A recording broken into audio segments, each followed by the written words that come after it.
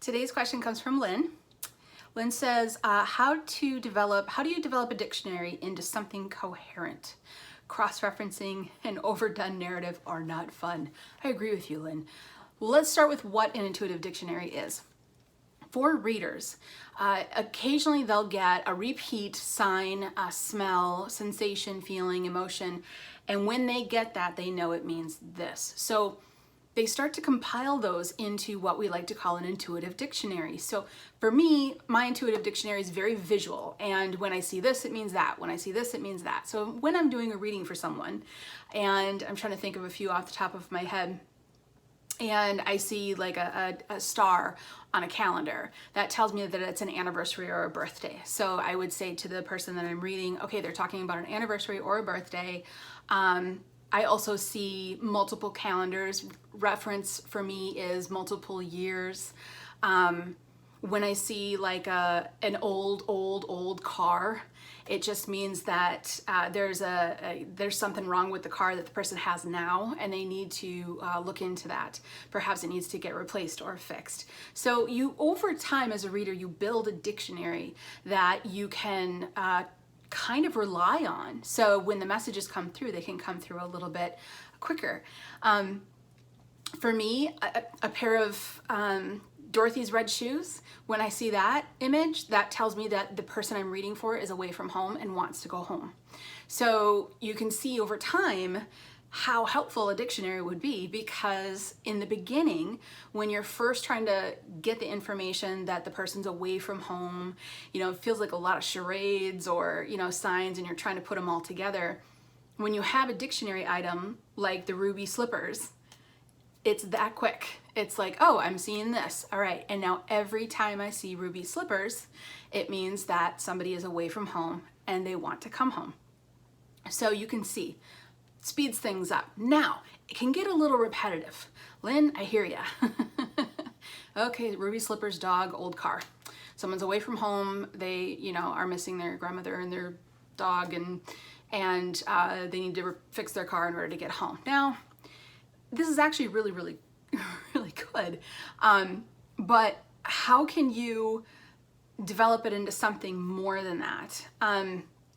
When it comes to simple items, so let's say you have a pink flower, and when you see a pink flower, it means birthday.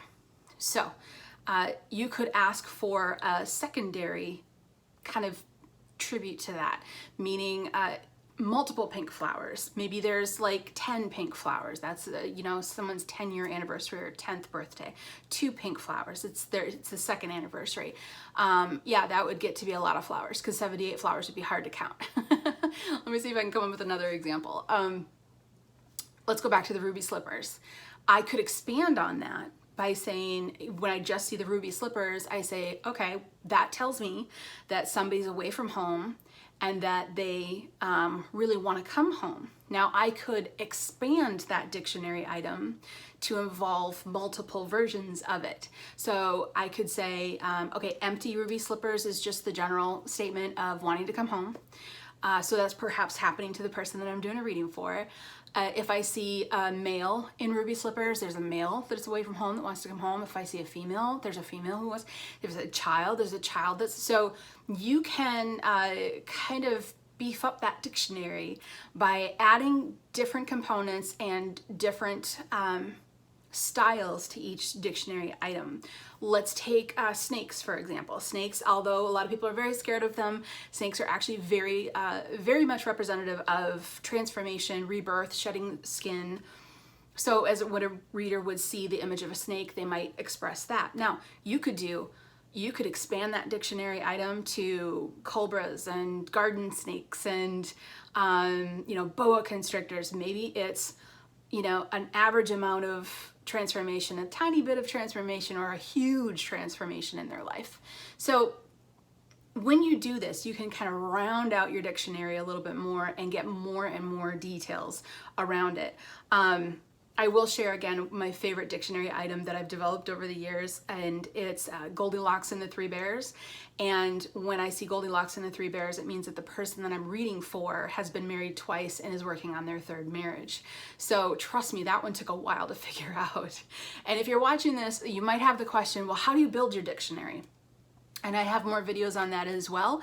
But in short, what you want to do is you want to work with the source that you're getting the information from. Is it from your higher self? Is it from guides? Is it from the energy of the other person? Is it from loved ones? And just say, help me build a dictionary. You know, help me to understand that when I see this, it's this. When I feel this, it's this. Some people who have their intuitive abilities are based in feeling sensations. They can feel like a poke in the chest, and then they know when they feel that poke, somebody had a heart attack. Or they might feel like pain in the left side of their head, and that means that they're spiritually blocked or something. So every time you do a reading and every time you have these different experiences, watch, because eventually you'll have that same experience again in a different reading. And when that happens, that's your dictionary naturally unfolding. So step one is to acknowledge that you welcome an intuitive dictionary. I'm a reader.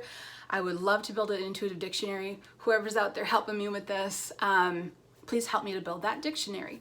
Two, you're going to start to see repeat things happen over and over and over. And you're going to say, wow, I saw a bunch of daisies sitting on a kitchen counter like 2 readings ago, and it meant this. I wonder if it means this. And just, ask and explore. And when you find that that happens every time, that's your team, your guides, your loved ones, your higher source, your psychic source helping you to build this dictionary out. Now, it takes a while to build a dictionary because, you got to do a lot of readings to figure out what it means when you see a white poodle or, 3 crows flying through the air. Every time I see this, it means that. Every time I see this, it means that. I tell myself one day I should sit down and write out my dictionary because it's kind of fun and whimsical if you think about it in like a whole thing. Like every time I see, an inchworm, it means that the person that they're dealing with is moving so slow that they want to just, freak out. But I've never really sat down and done that. It might be a fun task to do. So if you want to build an intuitive dictionary, first open up to the concept of it. Say, hey, I'm ready to build my dictionary. And it doesn't matter if you're a beginner. It doesn't matter if you're still trying to figure out what everything means. Open up to the dictionary now, to the dictionary concept now.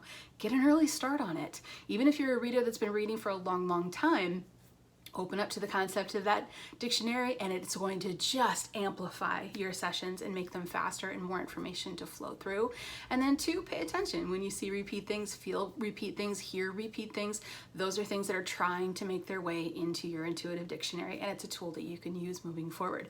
And Lynn, once you have that dictionary established, expand it. Say, great, a flower means an anniversary. Now, what does this flower mean? What does this flower mean? What does this flower mean? Is there a different flower that, can be expressed to help me understand a little bit more about what kind of anniversary it might be? So thank you for that question, Lynn. Great one. I absolutely love it. Intuitive dictionaries are one of my favorite tools for readers, and I really appreciate it. Thanks, Lynn.